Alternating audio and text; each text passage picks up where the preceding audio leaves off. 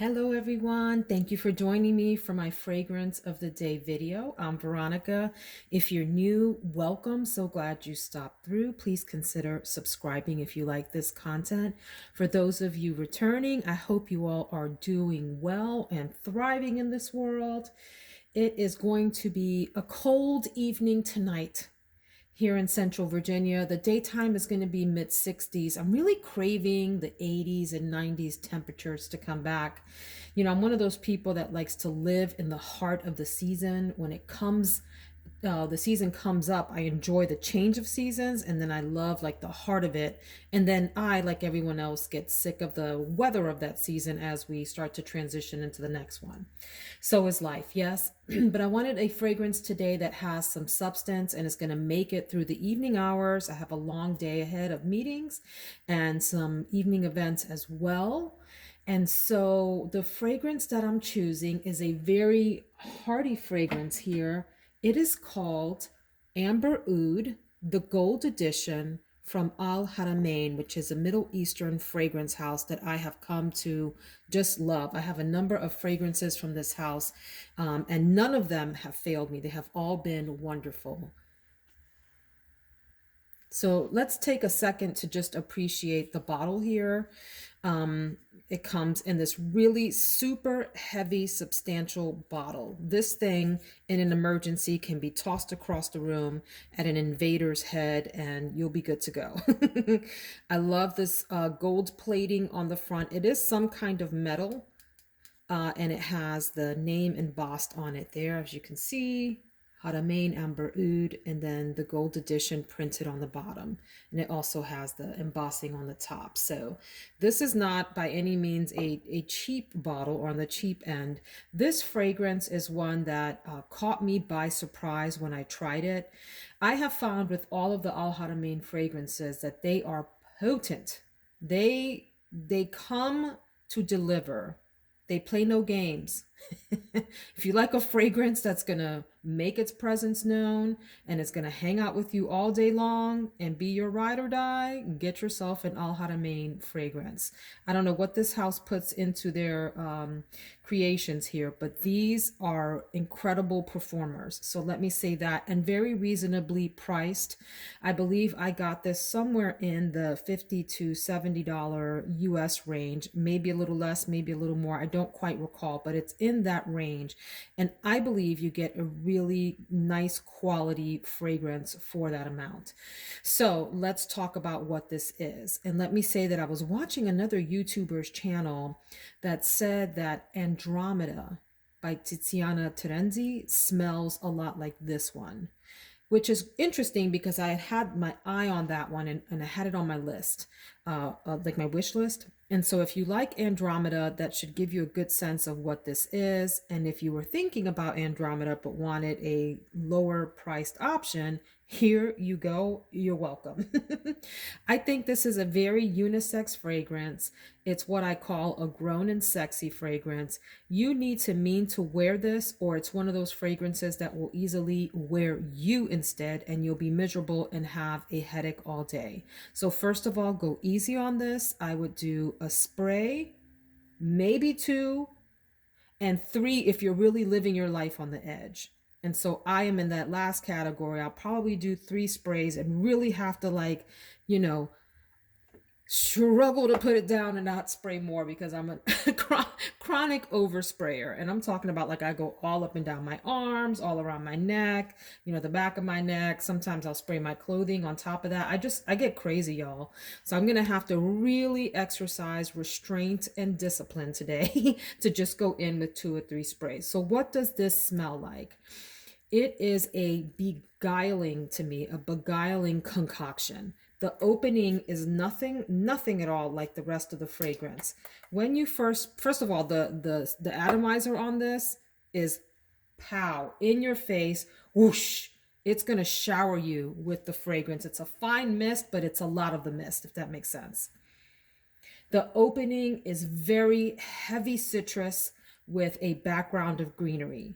According to Fragrantica's notes, you get bergamot and you get green notes at the top. And so that it's like a luscious, juicy green opening I'm sorry, citrus opening with a green surround to it. It's like a bubble of delicious citrus surrounded by green, and it just sort of bursts open on your skin right away. And it's a beautiful opening, absolutely fascinating. In fact, if I could get a fragrance that smells like the opening alone, I'd be in heaven because I am a lover of juicy citrus fragrances.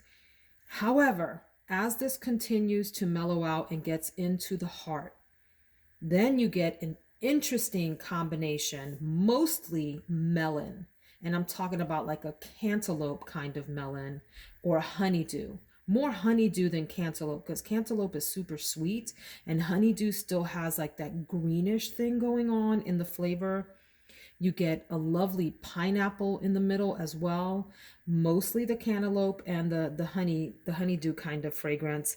You get some other unidentified sweet notes as well, and you get amber, which is lovely. So it's creamy and it's fruity, but and here's why the thumbnail, the background of the thumbnail for this is blue and green. It still manages to be somewhat, the accords in here are interesting, somewhat aquatic, a little bit ozonic, and also still green, while at the same time having some juiciness, some fruitiness, and some warmth. So that's why I call it beguiling. Because it's one of those that's really hard to pinpoint and figure out, keeps you guessing, and you're like, wow, this is really fascinating.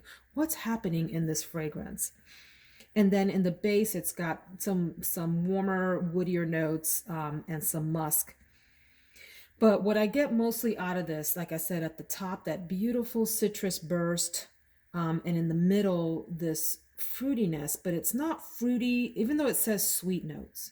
It's not a sweet, girly fruity. It's more like a green fruit salad kind of fruity, if that makes sense. That pineapple, that the honeydew, even though it doesn't, I don't think it says honeydew, it just says melon, right? So it doesn't say what kind of melon, but honeydew is the one sort of note that I would say stands out to me. Maybe even a little bit cucumbery, just a little bit. But not so much so that it goes into like that cucumber tea range of fragrance profiles. I really like this a lot. It's different, it's unique. Um, it's long lasting, it's powerful, it's very alluring to me, it's beguiling. I like it. It's one that I would love to smell on my husband, and I think I will also enjoy, so highly unisex in that way. The bottle is fantastic. In fact, I do at the end of the week on Saturdays my week in review, where I share all the fragrances from the week and do like this little just fun awards ceremony kind of thing.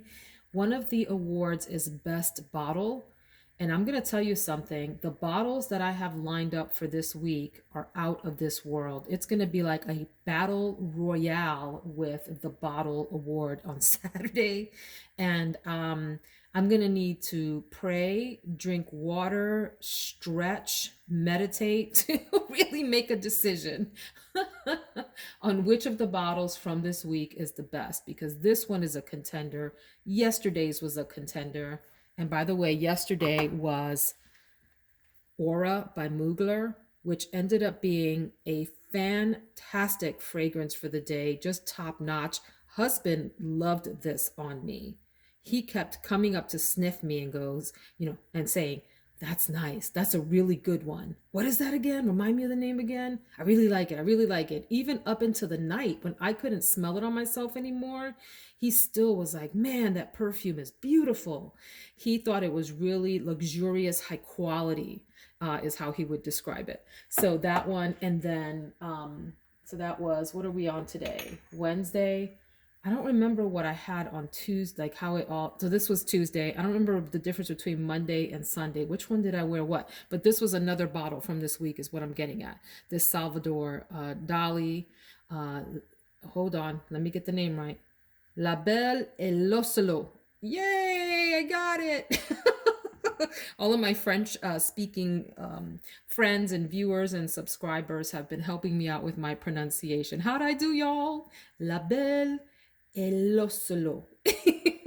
And of course, I'm forgetting one fragrance that I wore today. Where are you? Who are you? What world am I in? I don't remember what it was. But anyway, at the end of the week, I'll share all of that. And what I'm getting at between these and a couple of other fragrances that I know I'm probably going to wear this week, we're going to have a hard time when it comes on Saturday for that bottle award. I have rambled on, y'all. Thank you for indulging me.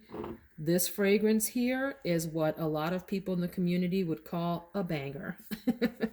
Absolutely fantastic fragrance. It means business.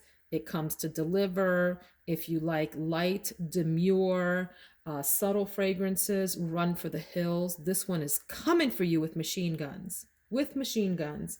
If you like a powerhouse fragrance that's going to hold its own and has a lot of personality and smells just amazing, you may want to try this one out. Haramain Amber Oud. Amber Oud, the gold edition.